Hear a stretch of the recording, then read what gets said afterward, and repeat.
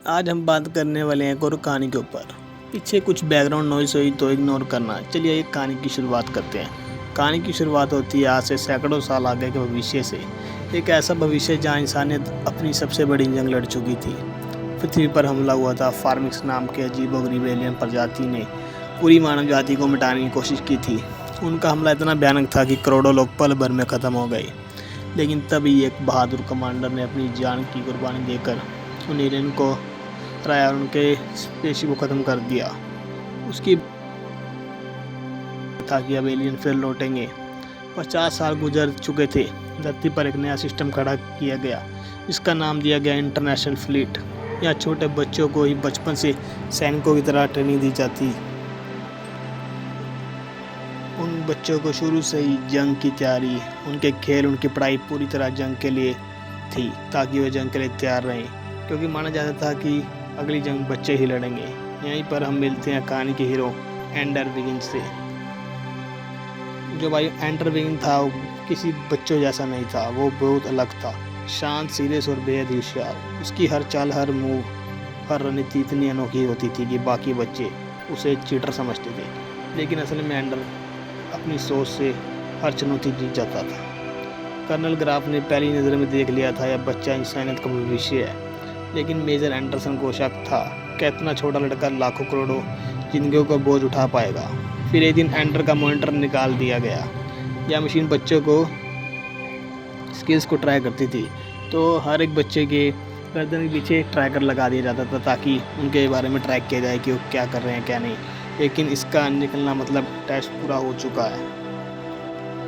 जैसे ही एंडर बाहर आया कुछ बच्चे उसे घेर कर मारने लगे। उनका कहना था एंडर चीटिंग से जीतता है। लेकिन इस बार एंडर अकेला था, बिना मॉनिटर। उसने खुद का बचाव किया और लीडर बच्चे को ऐसा सबक सिखाया कि बाकी सब डर जाते हैं। कर्नल ग्राफ ने यह देखा और पक्का कर लिया यही है वो लीडर जिसकी हमें तलाश थी। कुछ ही दिनों बाद एंडर पहुंच गया बैटल स्कूल में। स्पेस में बना यह स्कूल बच्चों का युद्ध का मैदान था। यहाँ उनकी ट्रेनिंग शुरू हुई। बिना ग्रेविटी के जीरो ग्रेविटी बैलेंस, हथियार चलाना, मार्शल आर्ट सीखना और रणनीतियाँ बनाना। एंडर की स्किल इतनी तेज थी कि धीरे धीरे बाकी बच्चों से जलने लगे। लेकिन एंडर हमेशा शांत रहा। वो मानता था अगर जंग जीतनी है तो सिर्फ मैं नहीं, हम सबको एक टीम बनानी होगी। फिर एंडर को भेजा गया स्लोमेंडर आर्मी में। यहाँ उसकी मुलाकात हुई पेट्रा से, जो टीम की अकेली लड़की थी और एक बेहतरीन शूटर थी। तो आइए यहाँ पेट्रा का भी रोल आ जाता है। वो एंडर से नफरत करता था। लेकिन टीम का लीडर जो बांजो, वो एंडर से नफरत करता था। उसे लगता था यह दुबला पतला बच्चा हमारी टीम को बर्बाद कर देगा। मगर पहले ही बैटल में एंडर ने पेट्रो को साथ मिलकर शानदार खेल दिया। उसकी रणनीति देखकर सब हैरान रह गए। एंडर का नाम अब हर जगह गूंजने लगा। धीरे धीरे एंडर खुद अपनी टीम का कमांडर बन गया, ड्रैगन आर्मी। उसने अपनी टीम को बिल्कुल नए ढंग से ट्रेनिंग दी। जहाँ बाकी लीडर सिर्फ जीतने के लिए ट्रेनिंग देते थे, वहीं एंडर अपनी टीम को सोचने, सहयोग करने और रिस्क लेने की ट्रेनिंग देता था। कुछ ही समय में उसकी टीम रैंकिंग में ऊपर चढ़ने लगी। ड्रैगन आर्मी बहुत ही अच्छा काम कर रही थी। लेकिन बांजो की जलन अब नफरत में बदल चुकी थी। एक दिन उसने एंडर को शावर में घेर लिया। एंडर लड़ना नहीं चाहता मगर उसके पास कोई और चारा नहीं था। लड़ाई में एंडर ने बांजो को जोर से धक्का दिया। बांजो का सर दीवार से टकरा गया और वह काफ़ी चोटिल हो गया। एंडर अंदर से टूट गया। उसने फैसला किया अब बस मैं घर लौट जाऊंगा। लेकिन तभी ग्राफ ने उसकी बहन वैलेंटाइन को बुलाया। वैलेंटाइन ने कहा एंडर अगर तुम पीछे हट गए तो इंसानियत हार जाएगी। तुम्हें लड़ना ही होगा, ना सिर्फ अपने लिए बल्कि सबके लिए। यह सुनकर एंडर वापस लौटा। अब वो सिर्फ एक खिलाड़ी नहीं बल्कि एक कमांडर बन चुका था।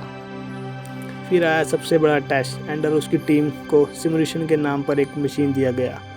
उन्हें फार्मिक की विशाल आर्मी को ख़त्म करना था। एंडर ने अपनी चाल चली। उसने अपनी पूरी टीम को ढाल बनाया, रणनीति बनाई और MD-500 हथियार को दुश्मन के ग्रह तक पहुंचाया। और फिर एक ही बार में पूरा ग्रह राख में बदल गया। फार्मिस की पूरी आर्मी ख़त्म हो गई। सभी अफसर खुशी से झूम उठे, हम जीत गए। लेकिन तभी सच्चाई सामने आई, यह कोई सिमुलेशन नहीं था, यह एक असली युद्ध था जो लड़ा जा रहा था। एंडर उदास हो गया। एंडर ने अभी अभी लाखों निर्दोष फार्मिक्स को मार डाला। फार्मिक जो सारे एलियन थे, उन क्रिचिक्स को जिन्होंने पिछले 50 सालों में इंसानों पर दोबारा हमला तक नहीं किया था, क्योंकि वही 50 साल बीत चुके थे। उन्होंने 50 साल पहले हमला किया था, अब 50 साल हो गए और उन्होंने कोई हमला नहीं किया था। एंडर की आंखों से आंसू बहने निकले। बाकी लोग उसे हीरो कह रहे थे, मगर एंडर खुद को सिर्फ एक कातिल मान रहा था। और तभी एंडर को एहसास हुआ, वो जो सपनों में बार बार दिखती थी, वो कोई भ्रम नहीं था, वो फार्मिक्स की रानी थी। वो मदद मांग रही थी। एंडर चुपके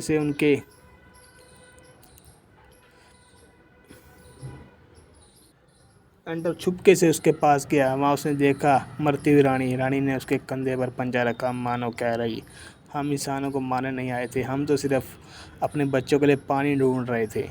एंडर की आंखों में आंसू थे। उसने वादा किया, मैं तुम्हारे बच्चों के लिए नया घर ढूंढूंगा। युद्ध खत्म हो चुका था, लेकिन असली लड़ाई अब शुरू हुई थी, इंसानियत बनाम निर्दोषों की रक्षा की।